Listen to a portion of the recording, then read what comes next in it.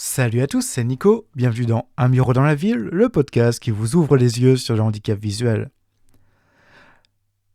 Le dernier épisode, on a parlé de la canne blanche.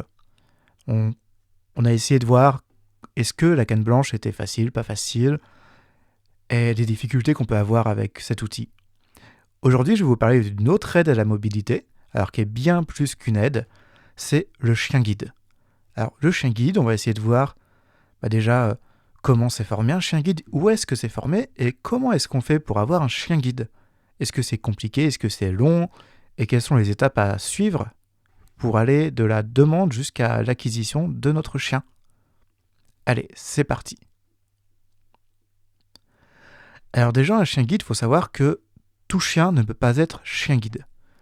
Il y a des races qui sont quand même plus faciles à éduquer que d'autres et on va voir qu'en fait, il y a environ 7, 8 races, peut-être 9, qui sont vraiment les plus répandues pour le chien guide.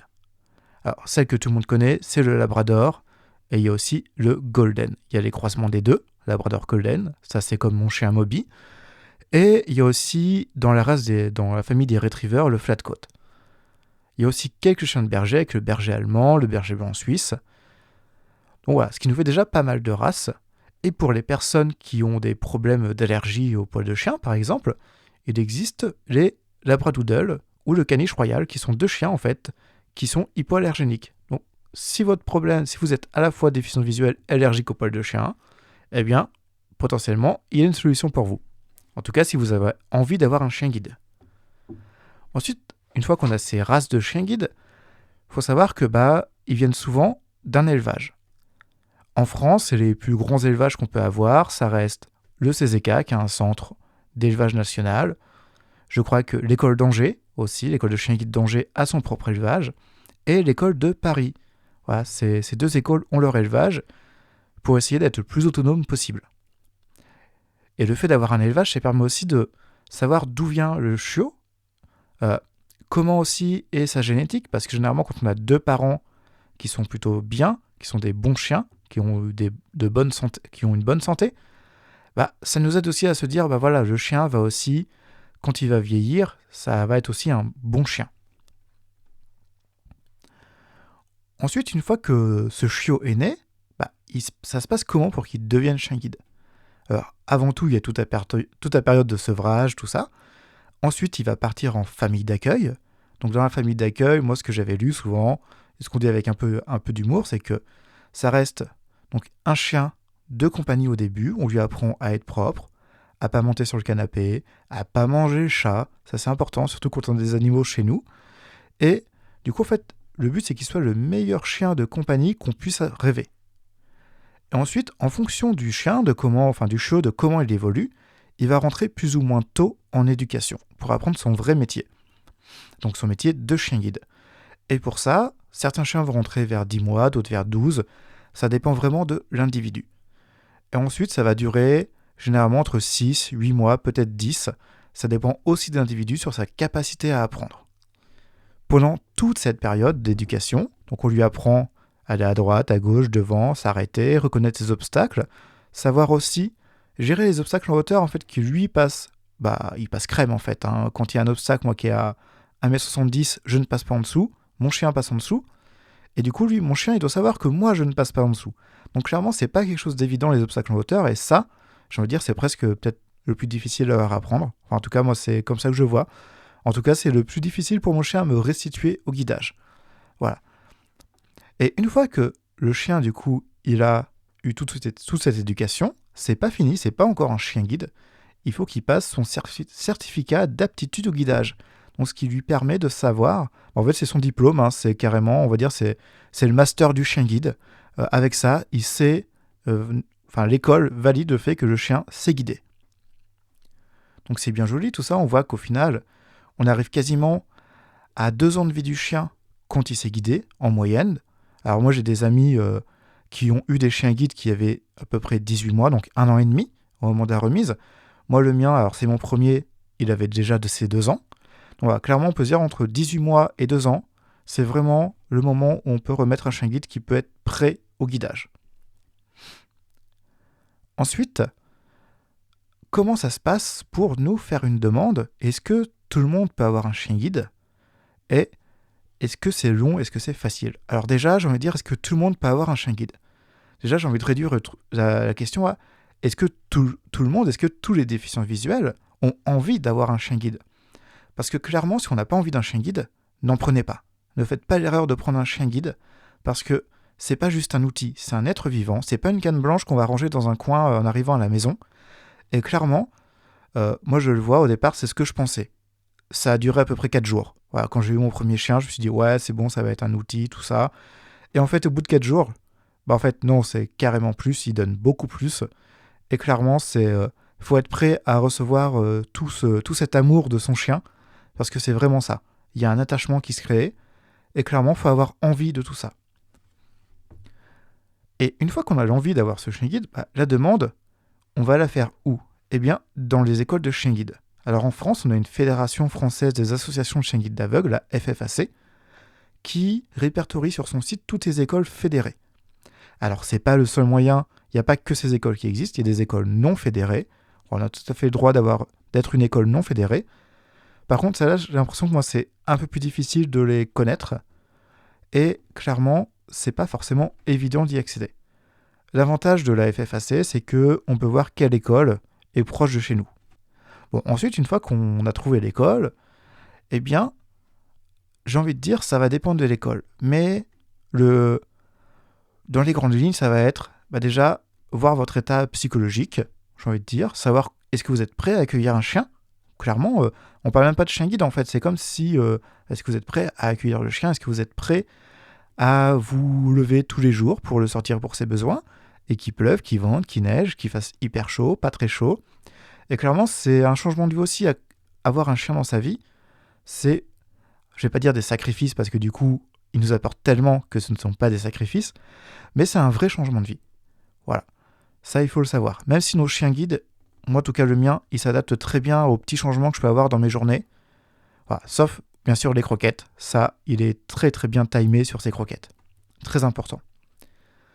Alors, une fois qu'on a vu ce petit côté psychologique, il y a aussi potentiellement quelqu'un qui va voir c'est quoi votre vie de tous les jours. Parce que si votre vie de tous les jours c'est plutôt de rester à la maison, d'avoir quelques activités, eh bien ça va pas être tout à fait le même type de chien que quelqu'un qui va aller tous les jours faire beaucoup de trajets pour aller au travail, pour aller faire ses activités. C'est pas tout à fait la même chose.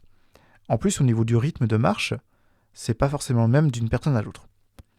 Donc clairement, on va voir un petit peu tout ça. C'est quoi votre vie quotidienne? Comment ça évolue au cours de la journée? Et ça, c'est fait aussi par l'école. Alors moi, à l'école où j'ai fait ma première demande, donc l'école de Paris, j'ai aussi eu droit à un instructeur de locomotion qui me fait un bilan pour savoir si je suis capable de me servir de ma canne blanche.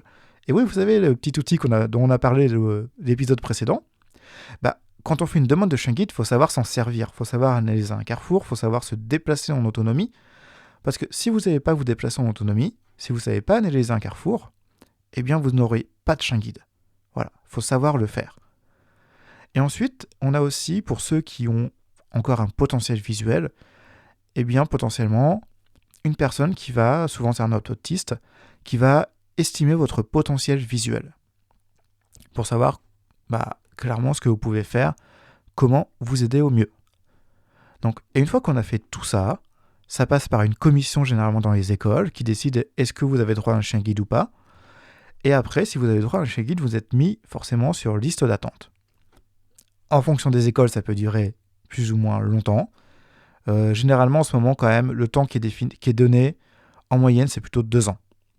C'est-à-dire qu'il ne faut pas être pressé pour avoir son chien guide, surtout son premier. Et des fois, ces 2 ans, ça peut être mis à contribution si on doit s'améliorer avec notre canne blanche. Eh bien, ça nous permet de prendre le temps d'apprendre.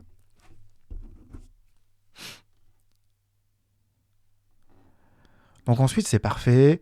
Imaginons, on a passé ces 2 ans, notre chien va bientôt arriver. Et en fait, avant d'avoir notre chien, déjà l'école va nous faire tester différents individus. Alors vraiment, ils vont voir un petit peu, est-ce que le caractère ça match, est-ce que la vitesse de déplacement ça match aussi. Il n'y a rien de pire qu'un chien qui n'avance pas assez vite ou qui avance trop vite. S'il va trop vite, franchement, vous allez faire le drapeau derrière lui. C'est pas agréable de marcher avec quelqu'un qui marche trop vite.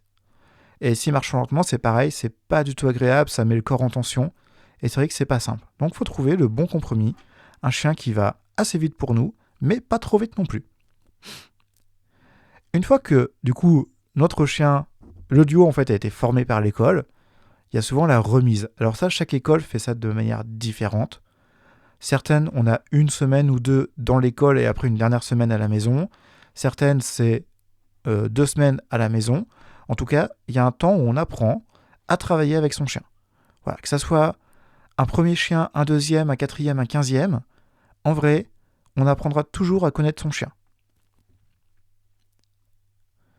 Et moi, de mon point de vue, j'ai envie de dire que l'apprentissage avec son chien, le mieux, c'est de le faire dans un environnement que le chien connaît, ce qui permet de ne pas lui imposer un changement de lieu direct, même si c'est des chiens qui peuvent s'adapter facilement. Mais pour moi, je trouve que le fait de le rencontrer à l'école, dans un environnement qu'il connaît, eh bien, ça permet au chien d'être plus détendu que s'il doit arriver dans un lieu qu'il ne connaît pas du tout. Voilà, ça évite le côté découverte. Alors c'est sûr, c'est nous en tant que déficients visuels qui sommes un peu embêtés, mais autour de nous, on a d'autres êtres humains de l'école qui vont nous aider justement à pouvoir gérer ce petit stress. Et franchement, moi je trouve que mieux le chien est, mieux ce sera pour la rencontre. Donc ensuite, c'est parfait, la remise est faite, le chien est arrivé à la maison. Eh bien, là, c'est aussi une grosse découverte, surtout si c'est votre premier chien. Eh bien, du coup, c'est pas mal de changements dans le quotidien. Pensez à sortir plusieurs fois par jour, surtout quand des fois on peut être par exemple en vacances ou des choses comme ça. Autant quand on travaille, effectivement, les sorties, elles se font en même temps que le départ au travail. Et c'est vrai que ça, c'est des rythmes. C'est quand même quelque chose de très très bien. Voilà. Bon. Et réellement, ça change quoi, l'arrivée du chien dans son quotidien? Donc j'ai parlé du rythme, de penser au fait que même si les jours où il fait super froid, qu'on n'a pas envie de sortir, qu'on n'est pas obligé de sortir, eh bien il faut sortir pour son chien. Il faut aller se promener avec lui, il faut jouer avec lui, il faut faire plein de choses. Mais derrière, ça nous apporte quoi dans le quotidien? Moi j'ai envie de dire, déjà c'est beaucoup moins de fatigue dans mes déplacements. Je pourrais faire 10 km avec mon chien dans une journée sans aucun souci. Mon chien n'aura pas de souci pour les faire non plus. Par contre, à la canne, alors si je l'ai fait, clairement, je serais beaucoup plus fatigué. Surtout en déplacement urbain. Si c'est une ligne droite, je fais 10 km, ça fatigue pas faire 10 km en ligne droite. Que ce soit avec un chien ou moi, c'est juste que c'est un peu long si c'est qu'une ligne droite sans rien.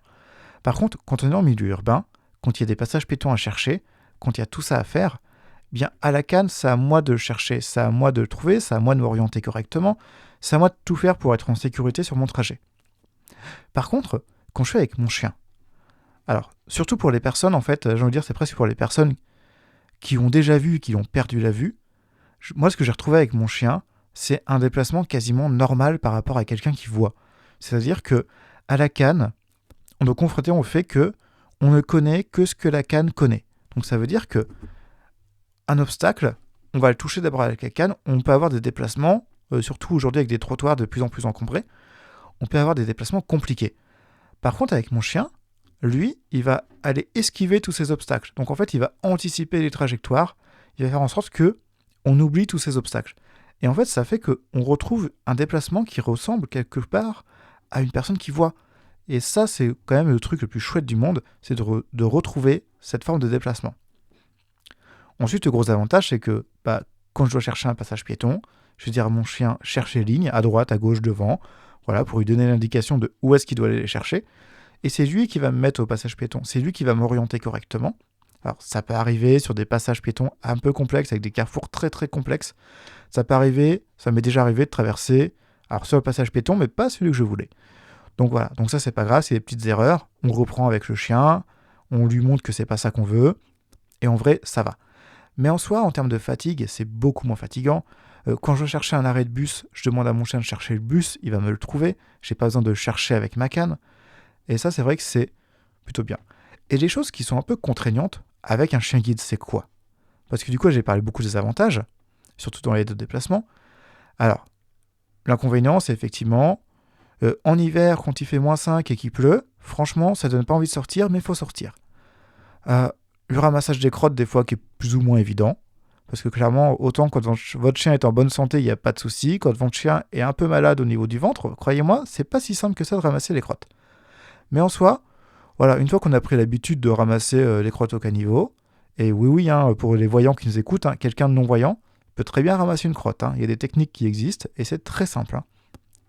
Donc là-dessus, il n'y a pas de problème. Et je trouve que c'est important, ça c'est pour tout le monde, ramasser les crottes de vos chiens. D'accord ? Surtout en milieu urbain, ramassez-les. C'est du vivre ensemble et c'est normal de le faire. Ensuite, dans les petits désavantages, au quotidien, à la maison, c'est une bête à poil, ça perd ses poils. Du coup, le ménage, c'est beaucoup plus souvent. De préférence, essayez d'avoir un aspirateur qui est spécialement conçu pour aspirer les poils d'animaux. C'est un peu mieux. Et clairement, c'est des petites choses, c'est des petits désagréments. Il faut accepter qu'on puisse avoir des poils sur le pantalon quand on arrive au boulot. Alors si vous êtes extrêmement à cheval sur l'hygiène, clairement, croyez-moi, je vais donner une chose.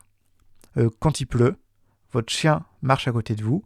Et en fait, sa manière de marcher fait qu'il va projeter de l'eau sur vous. Et si vous êtes dans un chemin, potentiellement de la terre, des choses comme ça. Donc, des fois, quand il fait pas beau, qu'on passe par des endroits qui sont pas très très propres au niveau du sol, qui sont sédataires au départ, potentiellement, à la fin de la journée, la patte gauche du pantalon, elle est pas si propre que ça. Mais, faut le savoir. Donc, soit vous investissez dans des vêtements de pluie et que un surpantalon qui permet quand on arrive au boulot, on le retire et c'est que ça qui prend. Voilà, ça c'est une solution aussi. Donc, j'ai envie de dire, c'est les seuls petits désavantages que j'ai notés à avoir un chien guide. C'est vraiment ça. Et encore, c'est même pas des désavantages qu'au bout d'un moment, ils nous apportent tellement que les petits points négatifs comme ça, on les accepte largement parce que moi, je sais que mon chien, il m'apporte beaucoup plus que ces petits désagréments du quotidien. Donc, j'espère que tout cet épisode vous aura plu. Si vous souhaitez en savoir beaucoup plus sur le chien guide, il y a un excellent podcast qui s'appelle Futur Chien Guide qui est vraiment, vraiment génial. En tout cas, moi j'ai appris pas mal de choses avec ce podcast, donc n'hésitez pas à aller y jeter une petite oreille, et je pense que vous allez aimer ça. Donc, comme d'habitude, si vous avez aimé le podcast, n'hésitez pas à mettre un petit 5 étoiles, de commenter, de le partager. Moi, je suis disponible sur toutes les plateformes, sur Spotify, Deezer, Google Podcast, Amazon Music. Donc, n'hésitez pas. Si vous pensez que ça peut aider quelqu'un, pareil, n'hésitez pas à lui faire parvenir l'épisode, qu'il l'écoute. Et s'il a besoin de renseignements complémentaires, par rapport au chien guide, contactez les écoles de chien guide. Mais si vous voulez en savoir plus sur moi, n'hésitez pas à m'envoyer un email à nicolas@unbureaudanslaville.fr.